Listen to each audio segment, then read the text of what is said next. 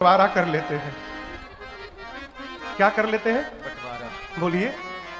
बंटवारा शब्द सुनते भरत जी सूख गए। बोले आप बंटवारा करेंगे भैया? संपत्ति आप छोड़कर आए, उस अयोध्या की संपत्ति मैं भी छोड़कर आया, आप बंटवारा करेंगे? राम जी बोले बंटवारा करेंगे, लेकिन आज अपने घर की संपत्ति का नहीं, हम दोनों भाई आज अपने घर की विपत्ति का बंटवारा करेंगे। हम लोग विपत्ति बांट लेंगे। ये कथा कहती है भाई से यदि बंटवारा करना है तो संपत्ति में ना करिए, भाई से बांटना है तो विपत्ति में बंटवारा करिए। संपत्ति में तो जो भाई नहीं है वो भी भाई जैसा दिखाई देता है। ये कौन है? ये मेरे भाई जैसे हैं। लेकिन एक बात याद रखिएगा, जहां जैसे लग जाता है वो असली नहीं होता, वो नकली होता है।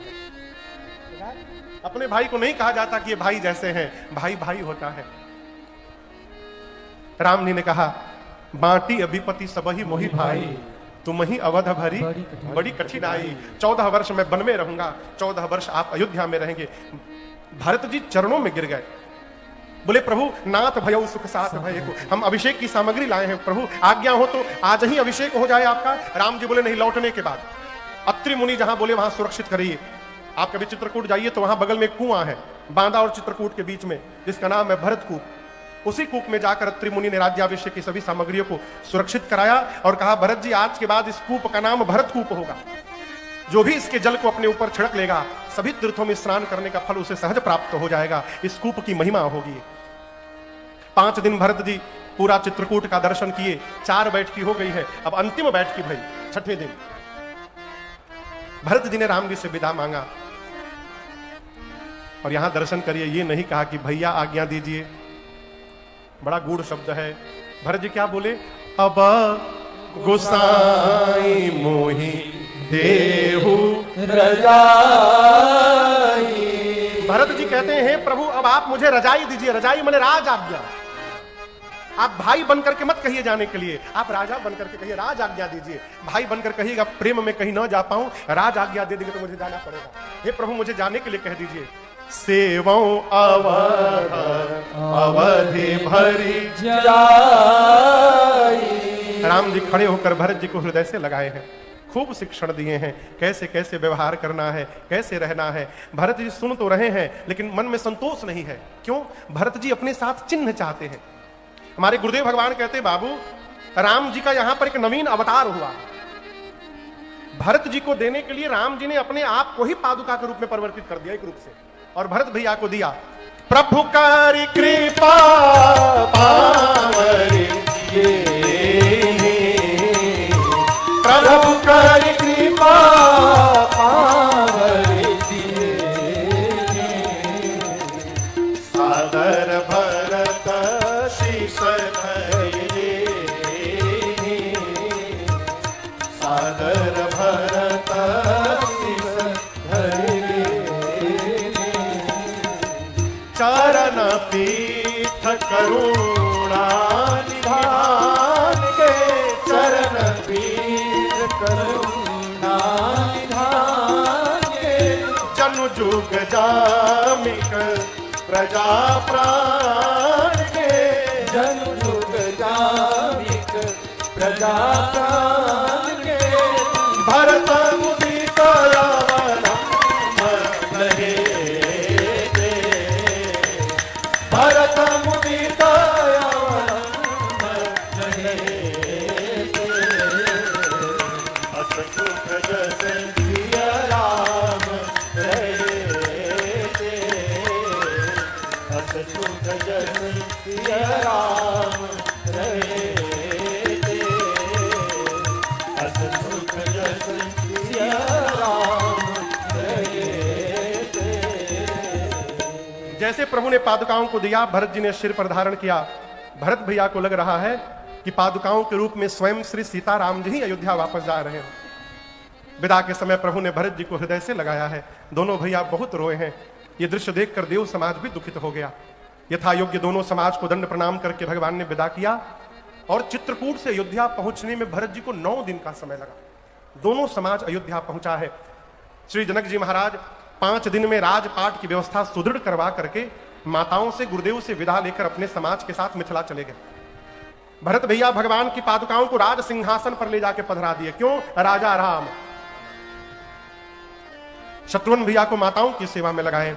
गुरुदेव से कहें, गुरुदेव भैया मेरे वन में हैं, मैं महल में रहूंगा उचित नहीं लग रहा। आज्ञा लेकर नंदी ग्राम चले गए और कुटिया बना के भरत जी कुटिया में रहने लगे।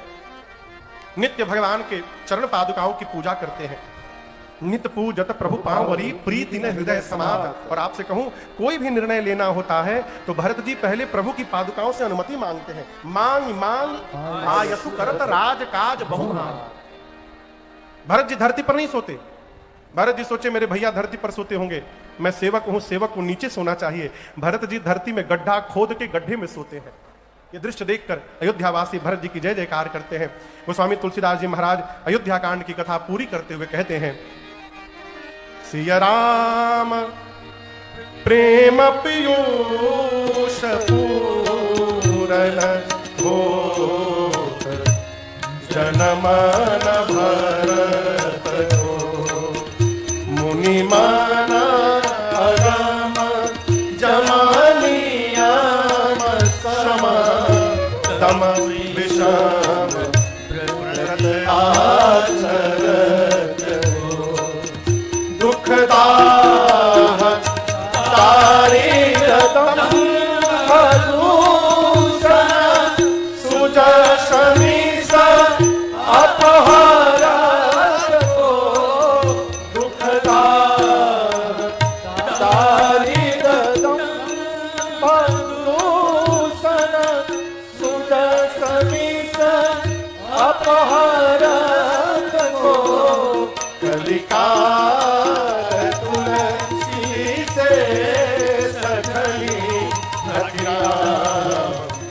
सन्मुख करत हो कलिकाल तुलसी से सखनी हठिराम सन्मुख करत हो हठिराम सन्मुख करत हो हठिराम सन्मुख करत हो।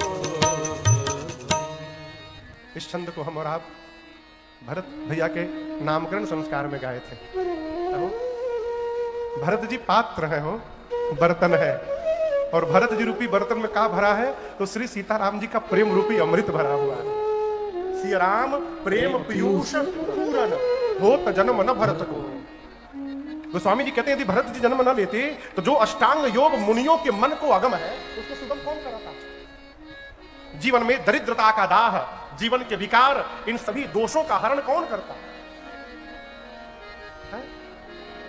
और गोस्वामी जी अपने लिए कहते हैं यदि भरत जी जन्म न लेते तो इस कलयुग में इस सठ तुलसी को हठ पूर्वक रघुनाथ जी के सन्मुख लाकर खड़ा कौन करता यदि भरतलाल जी जन्म न लिए होते। भरत जी के चरित्र की फलश्रुति बाबा कहते हैं, भरत चरित करिने तुलसी जो सादर सुनहि सिया राम पद प्रेम अवश्य होय भवरस विरति। फिर हल्ला करने लगे।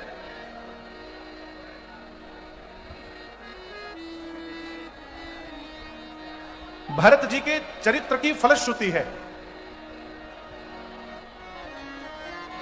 माननीय कुंवर जी आ गए क्या? अच्छा अच्छा, जय हो जय हो। बैठिए बैठिए बैठिए बैठिए। श्री राम जय राम जय जय राम, श्री राम जय राम जय जय राम, श्री राम जय राम जय जय राम, श्री राम जय राम जय जय राम, श्री राम जय राम जय जय राम, श्री राम जय राम जय जय राम, श्री राम जय राम जय जय। आप लोग बैठो बैठो, जो जहां वही बैठिए। श्री राम जय राम जय जय राम, रघुपति राघव राजा राम, रघुपति राघव राजा राम, रघुपति राघव राजा राम, रघुपति राघव राजा राम। बैठिए बैठिए, बैठे सब लोग।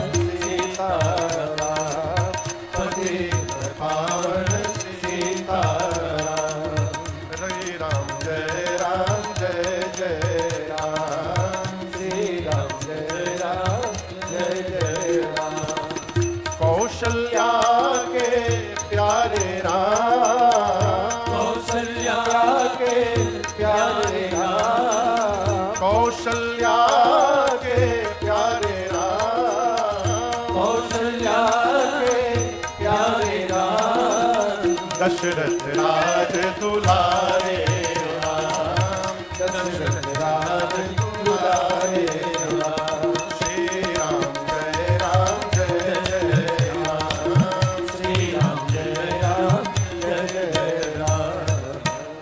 सभी लोग बैठिए, जो जहां वहीं बैठिए, बैठिए बैठिए बैठिए, आप लोग बैठिए बैठिए।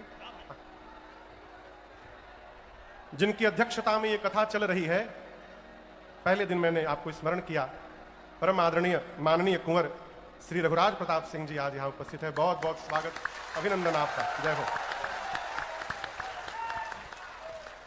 हम ढूंढिए रहे थे, आज आपका आगमन हुआ, बहुत बहुत स्वागत।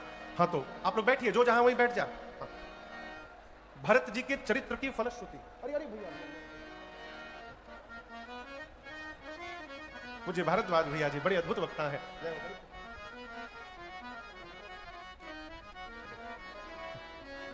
गोस्वामी जी कहते हैं भरत जी के चरित्र की फलश्रुति।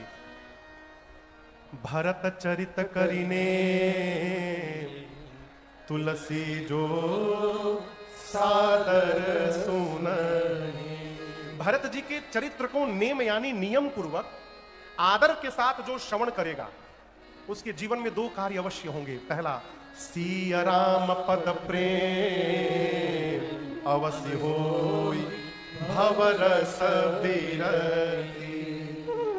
यहां विरति शब्द बड़ा अद्भुत है। पहला काम होगा, सीता राम जी के चरणों में प्रेम होगा, और सीता राम जी के चरण में प्रेम को होगा जब भवरस विरति होगा। एक तो विरति, विरति यानी वैराग्य, संसार के विषय रस से मन जब उपरति प्राप्त करेगा तब भगवान में विरति होगा। विरति यानी विशेष रति प्राप्त कर जाना, यह विरति है। एक विरति वैराग्य और दूसरा विरति विशेष रति। ये दोनों तभी संभव है जब हम नित्य आदर पूर्वक भरत जी के चरित्र को अपने कान से श्रवण करते रहेंगे। यहां पर गोस्वामी तुलसीदास जी ने श्री अयोध्या कांड को पूर्ण किया और आगे की कथा अरण्य कांड में प्रवेश करती है। अरण्य का अर्थ है वन। वन में भगवान ने क्या क्या लीलाएं की। प्रारंभ में ही एक अद्भुत घटना घटी, मैं आपसे निवेदन करूं। एक दिन एकांत पाकर मेरे प्रभु पुष्पों का चयन करके और मेरी मां के लिए कुछ अपने हाथों से आभूषण बनाए, और आभूषण बनाकर सीतहि पहिराए प्रभु सार। आदर पूर्वक प्रभु ने मां को पहनाया, सजाया। बैठे फटिक शिला पर सुंदर। अब आप दर्शन करिए, राम जी पुष्पों का आभूषण बनाए, मेरी मां का श्रृंगार किए, इस फटिक शिला पर बैठे। इस दृश्य को देवताओं का पूरा समाज देवलोक से दर्शन कर रहा है। अपने से बड़े का कोई व्यवहार समझ में ना आवे तो बड़े पर प्रश्न नहीं लगाना चाहिए, ये मानना चाहिए कि अभी हम समझने लायक नहीं हुए हैं। उस भीड़ में देवताओं के राजा इंद्र का बेटा जयंत भी है। जयंत ने देखा पत्नी सजा रहे हैं, मन में सोचा कहीं भगवानों पत्नी सजावट है का, और इनके भरोसे ये देवता बैठे हैं। नहीं नहीं, ये भगवान नहीं हो सकते, मैं पता करूंगा इनमें कितना बल है, मैं पता करूंगा। मूर्ख जयंत कौआ का वेश धारण करके नीचे चला आया। किसके आगे? सीताराम जी के आगे। आनंद की बात देखिए, राम जी मां का श्रृंगार करके मां को देख रहे हैं, सीता मैया सामने जयंत को देख रही हैं। जयंत सोचता है मैं माया का रूप बना लिया हूं, मुझे कोई पहचानेगा नहीं, मैं कौवा बना हूं। सामने एक माया बैठी है, दूसरे माया के पति बैठे हैं। न माया के आगे किसी की माया चलती है, न माया पति राम के आगे किसी की माया चलती है। जयंत सोच रहा है मुझे कोई पहचानेगा नहीं। सीता मैया जयंत को देख रही हैं, मन में सोच रही हैं इंद्र का बिटवा आज कौवा बन के क्यों घूम रहा है। मां को जयंत दिख रहा है। अभी मां सोच ही रही थी, तब तक मूर्ख आया और मेरी मां के पांव में चोंच से प्रहार कर दिया। सीता चरण चोट हति भागा, मूढ़ मंदमति कारण कागा। आप दर्शन करिए, जयंत मेरी मां के पांव में चोट से प्रहार कर दिया, रक्त की धारा निकली, लेकिन इतना चोट लगने के बाद भी मेरी मां ने प्रभु को नहीं बताया कि प्रभु जयंत मुझे मार दिया। मां ने नहीं बताया। वो तो पांव के चोट से रक्त की धारा निकली, चला रुधिर, और उस रक्त की धारा ने भगवान के शरीर को जब स्पर्श किया तब रघुनायक जाना।